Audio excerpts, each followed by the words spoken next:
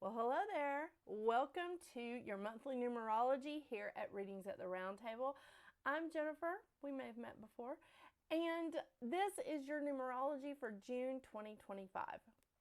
So, full disclosure, I've recorded this intro a couple of times. One time, my sound went out and I didn't notice. So now I have the little sound bar right in front of me. So hopefully I won't miss it if my sound completely conks out like it has in the past. Second, my little friend back here, Mouse, yeah, he has disrupted a couple of recordings, but no matter what happens this time, even if he gets in the way, I'm going to soldier on. That's what we're going to do. So let's get to it. June. All right, now I'm going to do the overview of astrology, and it is a very quick snapshot kind of overview. I usually do not cover a lot of the aspects, especially aspects with the moon and Mercury, because they move really fast, right? However, today I am going to cover a few aspects that I think are important, and that's where I'm going to leave that. So we're starting off June. June 6th, we have Venus moving into Taurus. And Venus loves being in Taurus because Venus rules Taurus and Libra. So Venus loves being in Taurus. It's a very happy place. I think this is going to be a good time for all. Money-wise and romance. Mostly when it's in Taurus, it's about money. It's about material things. But, it still has that little bit of a connection with love. On the 8th, we have Mercury moving into Cancer. But before Mercury moves into Cancer, which is about 7 o'clock p.m. Eastern Standard Time, Mercury is going to be conjunct Jupiter in Gemini. So while Mercury is still in Gemini, Mercury is going to be conjunct Jupiter. And that's some good luck, because our planet of communication is conjunct our planet of luck. I love that because, I'm double ruled by Mercury. Yeah, good times. So lots of stuff going on with that. However, Mercury does move into Cancer about 7 p.m. Eastern Standard Time on the 8th. Then on the 9th, Jupiter decides to jump ship and join Mercury in Cancer. So Jupiter moves into Cancer as well. This is a much happier place for Jupiter. It's not that Gemini was a bad place for Jupiter. It's just that Gemini is opposing the sign that Jupiter rules, because Jupiter rules Sagittarius. So that's an opposition that usually they're not happy, opposing the sign that they're ruling, these planets. So this is a happier place for Jupiter. Jupiter is going to be in a good space for the next 12 months in Cancer. Now, we have a lot of aspects on this day, a lot of aspects. The ones that are really important is the moon is square Mars, Mercury is square Neptune and Saturn, because Neptune and Saturn are right there together in Aries. Venus is square Pluto. So there are some squares that I just feel like are really important. And nowadays, when things are squaring Saturn, it's squaring Neptune as well. And it's it's kind of a double whammy with those squares in Aries. So just letting you know, and you can take a deep dive with some of these other wonderful, wonderful astrologers on YouTube and Instagram and listen to what they're saying about these squares. Because a lot of times the astrologers will cover them a couple of days before it happens. So that way I'm telling you when it's going to happen and you can go check it out. Okay, on the 11th, we have a full moon in Sagittarius that hits its peak at 3:44 a.m. Eastern Standard Time. I love a full moon in Sag. Oh my gosh. Full moon in Sagittarius is just so much fun. It really is. Oh my gosh. Yeah, again, you always want to invite a Sagittarius to your party, right? Yeah. So on the 17th, we have Mars moving into Virgo. It is a good place for Mars. It is very, I mean, this is a very analytical fight. Maybe not one that you want to pick. I'm just saying. So with Mars and Leo, Mars is already fiery. I mean, it rules Aries. And so Mars and Leo is a very fiery, like, you know, we bring fire to the fight, right? Being in Virgo, Mouse, what are you doing? Please don't knock down the camera. I really do love this cat. Mars in Virgo is still going to be a tiny little bit fiery, but it's going to be more analytical, and it's still a bite that stings, let me tell you. But Mars in Virgo is going to want to take things apart and just be like, and you did this in 1987, and you did this in 1992, and this in 2006. You know what I'm saying? Like, that's the Virgo energy with that fun-filled, like, Mars. So on the 20th, we have the sun moving into Cancer, and we have summer solstice. Oh my gosh, I love summer solstice. It's just an incredible time of the year. On the 25th, we have a new moon in Cancer that hits its peak at 6:32 a.m. Eastern Standard Time. It is square Saturn and Neptune. Luckily, it does move really quickly because the moon moves really fast. So it is square Saturn and Neptune. Not like it's not the worst thing, but I'm not loving all these squares with Saturn and Neptune involved. Again, I encourage you to take a look, and I encourage you to look up like the squares in astrology and what's going on, because this is about numerology, and this is just an overview of the astrology of the month, so you can kind of see what's going to happen with your life path number. On the 26th, we have Mercury moving into Leo. So Mercury in Leo is just right out there. Oh my gosh, Mercury in Leo wants to be seen, wants to be like right on top. I mean, you know, this is an Oscar winner right here, Mercury in Leo. So Mercury in Leo is a lot of fun, very talkative, and definitely like right up front wanting to be seen. It's really awesome. So at the end of the month, at the end of June, we have Saturn and Neptune in Aries, Venus and Uranus in Taurus, Jupiter and the Sun in Cancer, Mercury in Leo, Mars and South Node in Virgo, Pluto in Aquarius, and Pluto's retrograde right now. And we still have North Node in Pisces. So we have 3 planets in fire, 3 plus North Node in, 3 plus South Node in Earth, 1 plus North Node and the Sun in water, and 1 in air. It's very exciting planetary-wise. I know. I really do feel like it's a good month. I mean, I never look at any month as just going, oh my gosh, I can't believe we're going to be in this. No, because there's good and bad in everything, and there's always a shadow side, right? Right. But if you're prepared for it, it doesn't like pull you into like a sinkhole. Yeah, that's all I'm saying. All right, so for the crystal of the month for June, oh my gosh. So, I looked up a couple of things about this lovely crystal. It is citrine. So excited. And all of the publications and the website that I used to find the information for citrine are listed in my description below. I used the Healing Oracle Crystal Healing Cards by Rachelle Charman, the Encyclopedia of Crystals by Judy Hall, and this wonderful website that I found, and I love talking about some of these websites that I found, is Tiny Rituals. So please go check them out. They're pretty awesome. I love finding these places that, you know, talk about these crystals, and it's just fantastic. It's awesome. So go check them out, please. This is citrine, and of course, this is not going to be in focus. Why? Why is this not in focus? I mean, there we go. Thank you, Canon. All right, so this, the card that I pulled is from the Healing Oracle Crystal Reading Cards, Citrine, and it's about abundance. But that's not all. Oh my gosh. So citrine, you can find it in like a sort of milky white color.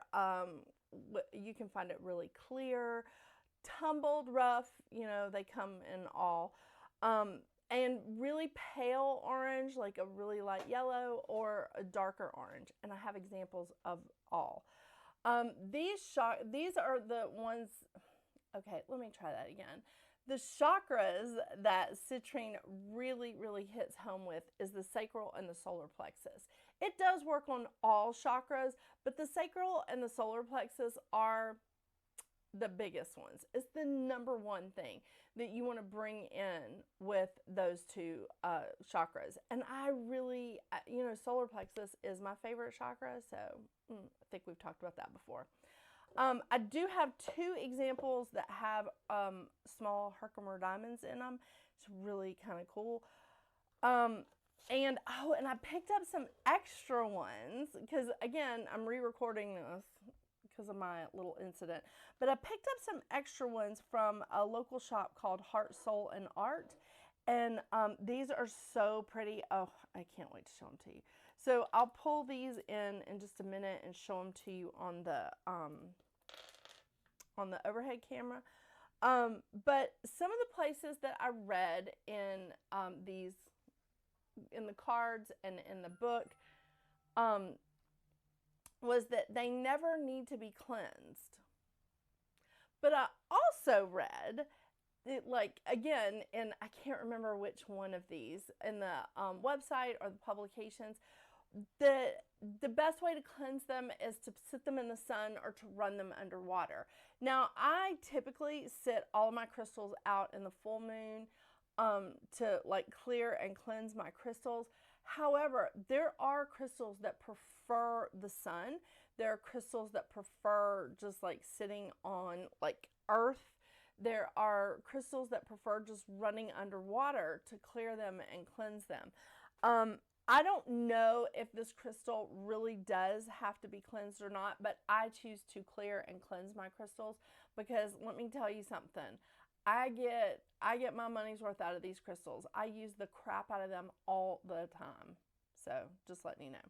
This particular crystal is an amazing energy clearing stone. It absorbs, transmutes, and grounds negative energy. It attracts abundance, so it's perfect to put in your wealth corner with feng shui.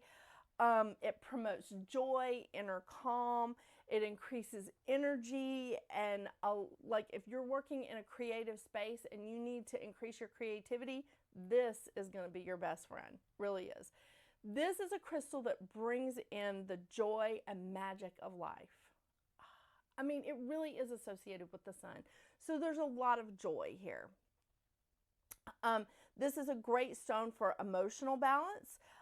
This is perfect stone for the 9-year that we're in for the numerology because it helps us to shift out old patterns of negativity and reverse self-destructive behavior. Thank you, Mouse, for cleaning yourself. Like right here, I'm just going to try to block him. I mean, really, he's going to like take a bath on camera. I told you I was just going to let this go. I mean, it's really so good. This crystal is definitely a fantastic purification crystal on all levels. I mean, it can cleanse all chakras, but it's really, really associated with the sacral and the solar plexus. It assists in manifesting wealth and abundance. It is a super awesome, fantastic crystal. Now, let me move my notes out of the way so I can show you some of these awesome crystals. Okay, sorry, stuff got disconnected. Okay, so these are clear and milky crystals, but these are the citrine that I bought from that lovely store, Heart, Soul, and Art here in Marietta. These are so awesome. Then I have some that like I've had for a long time. This is also another tumbled stone that's, you can see it's more milky, right? But you can see the yellow in it. Here's some that are not as clear, and these aren't tumbled. These are just the rough stones. so pretty. And this is one that has the herkimer in it. I also have another one that has the herkimer in it. Hang on. Oh, yep, right here. And you see how dark this one is? You see the darkness of the citrine? Isn't that just gorgeous? And these are ones that I have sitting on altars in my house and right over here in my wealth corner, you know. But oh, those are so pretty. Here's another one that is sort of, it's not exactly a smoky, but it's a lighter one. I think it is called a smoky citrine. One that has a little bit of a darker citrine in it. Then someone gave me this as a gift, and I keep it beside my bed. It's just a little vial of citrine. I love it. I love it. I love it. So there's all the citrine examples that I have. So you can find it. And I have some jewelry, but I've packed it up because I am going to do a pop-up shop. I do have some jewelry that I think is just fantastic to wear, like really close to the skin. It's awesome. So all of that being said, I'm really excited about June. I am. And before I get into your individual numerology, I will be pulling from for advice cards today, I will be pulling from Moonology, the Oracle cards, and the Goddess Guidance Oracle deck. There we go. Thank you, Canon. The Goddess Guidance Oracle deck, those are the cards I will be pulling from today. And as usual, I will be reading from the Moonology book because there's so much information in that booklet that I can't ignore it. So I hope you guys have a wonderful, wonderful June. And let's stay tuned and see what's going on with your individual life path numbers.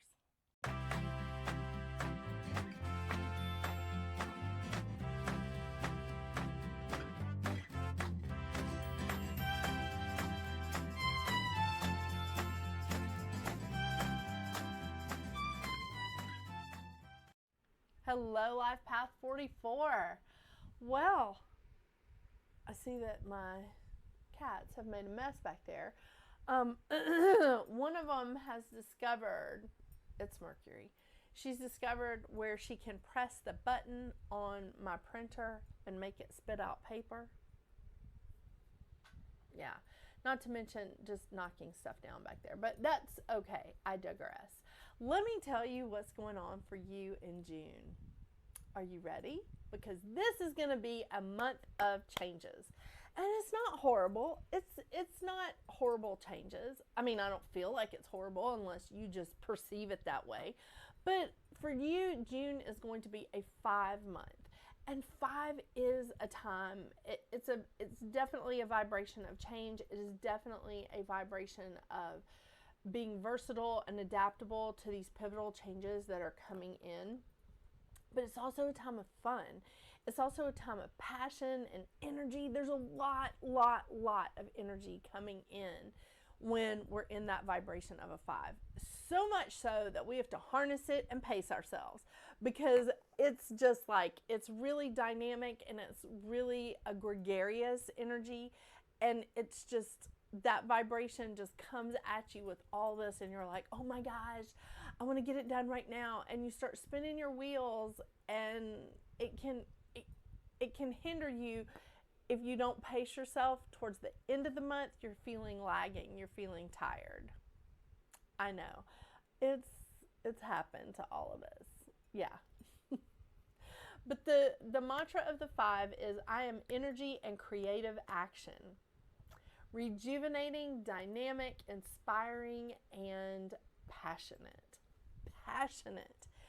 And that is something that, like, flowing in, having that passion just like drive you to say, oh my gosh, I want to get this done. I want to do this. I want to show like how versatile I am, that I am the jack of all trades.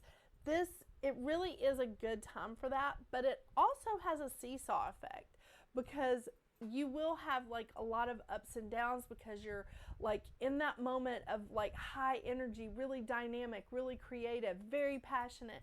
And then all of a sudden you're just like, oh my gosh, I used up all my energy, and you just drop.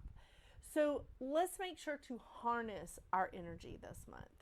Okay? It's all right. We can do that. We can definitely do it together. The lesson of the 5 is just that, to harness your energy like any successful athlete, to give you the freedom and the passion and energy to go beyond your imagined limitations. And it is imagined. Those limitations that you perceive coming up on your path don't have to be limitations. Maybe they're just challenges, or maybe they're just things that are happening that you're just like, this is unexpected. Let me see how I can work through this. And again, move on, move ahead. Working through something does take a lot of patience, right? Yeah. And the unpredictable nature of the 5 may not lend itself to patience. Just letting you know. So some of the shadow sides of the 5 is unable to move beyond imagined limitations, difficulty harnessing energy, and getting nervous and restless with the changes that are happening, like the changes and challenges that are coming up. And instead of looking at them as like a learning experience, or just going, oh my gosh, all right, I'm excited. This is a new level for me. Let me see if I can figure this out. It starts to become like really muddled, and really we like look at it more pessimistically. Yeah.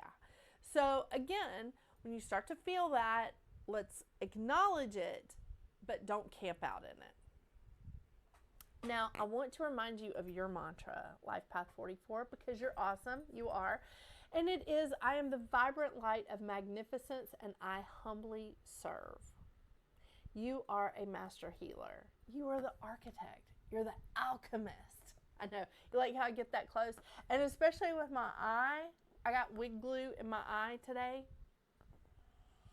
It's a little irritated, and the lights are not helping it. But I am going to the doctor, so don't come at me in the comments. But you are the architect, the alchemist of the numerology. You are here to create life-altering achievements, and I love it. I love it. I love it. I love it. You are here to initiate a positive impact. You want to help mankind. You want to help your fellow man. And I think that's wonderful, because you are an activist. You are an original thinker. And you can get through some pretty difficult circumstances, which is why you're good at helping others empower themselves. It's why you're good at being an example of self-empowerment, and just being like, I can help you too. I can help you. You can do that. You're amazing. You are. But with all of that amazing stuff comes some pretty difficult things to learn, right? So the lessons of the 44 is empowering others to have a positive impact on the world, and acknowledge who they are while doing the same thing for themselves. Because the thing is with Life Path 44 is that you have to make sure that you are also doing the same thing for yourself. That you are looking at this as like, I want to help others. I want to, do this. I want to take care of everybody. Yep, 100%. But you also have to take care of yourself. Yeah. So some of the shadow sides here can abuse power. Now, when I say power, it's because you know what everybody else needs to be doing. You are looking at things and you're like, okay, I know what would make this work better. But the thing is, you can't control what other people do. You have to give them options. They have free will. And let them do whatever it is that they're going to do. Let them make their choices. It's challenging, because I'm telling you, as a Virgo sun, I am just like, are you kidding me? I know what you need to do. Listen to me. But not always. You can also be driven by an unhealthy focus on success. And the thing is, it's good to focus on success, but not just keep just saying, okay, it doesn't matter how we get to the end, we need to get to this end point. No, it does matter how you get there. It does. So when we have that too much emphasis on control and abuse of power, the thing is we really, really, really need to embrace the fact that Venus is in Taurus, like during this month of a 5 for you, because Venus is happy, happy, happy in Taurus, but Venus in Taurus is really more geared to the material side of life, the abundance of maybe money, knowledge, but definitely success. You know, Venus is a little bit like a crow in Taurus and likes shiny things. Okay, not 100%. And please do not tell Venus that I compared her to a crow. Although I do like crows. I have a picture of one right over here. Where is it? Right. Oh, it's behind my logo. Okay, so the thing about it is that I think this is a really super dynamic period for you. A lot of changes coming in. So watch where, like, Jupiter's moving into Cancer. That's going to be big for you. And of course, Mercury skipping around all over the place. It's not going to be as important to you because you're not in a month of communication, but like 33 is a month of communication, so that's going to be a big deal for 33, watching what Mercury's doing. But definitely Jupiter and Venus, some pretty big deal planets there. Yeah. All right, let's see what we've got for advice cards for you.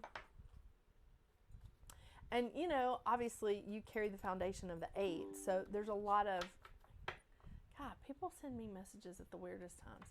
Like, but there's a lot going on. There really is. And I feel like a month of changes for you is truly going to be awesome. It is. It's going to show you a new way that you can make a positive impact on the world.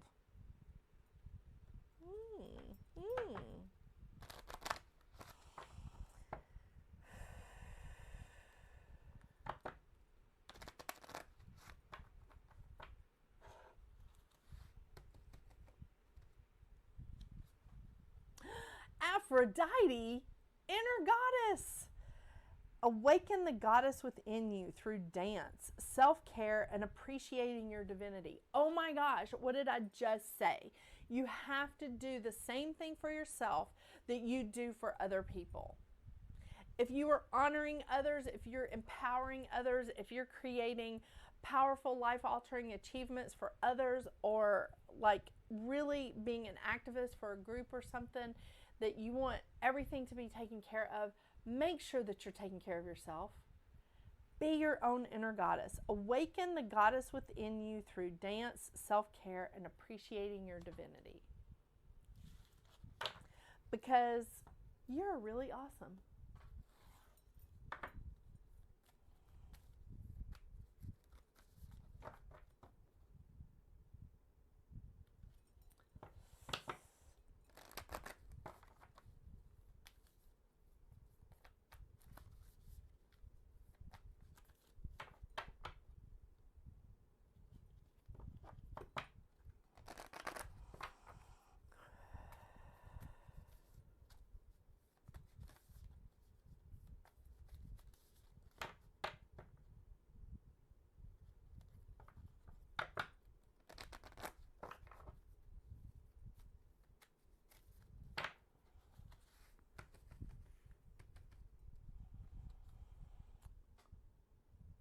Full moon in Aquarius. Show the world the real you.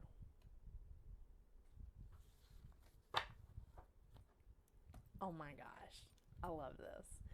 Okay, full moon in Aquarius. Show the world the real you.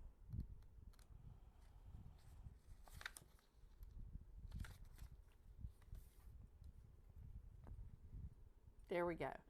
This card brings the message from the cosmos that you need to detach a little from whatever situation you're asking about. Someone might be keeping you at arm's length now, but it's no bad thing. It's important for you to allow life to unfold and progress, even if change seems like a frightening prospect in a month of changes. Yeah. Sorry, I just had to stop and emphasize that. If you've been holding yourself back from showing the world the real you, This card reminds you that your unique characteristics are what make you special. In a relationship, are you being too aloof or detached? Go ahead and be yourself in whatever is coming up for you. Be aware of your feelings, but also be prepared to move on.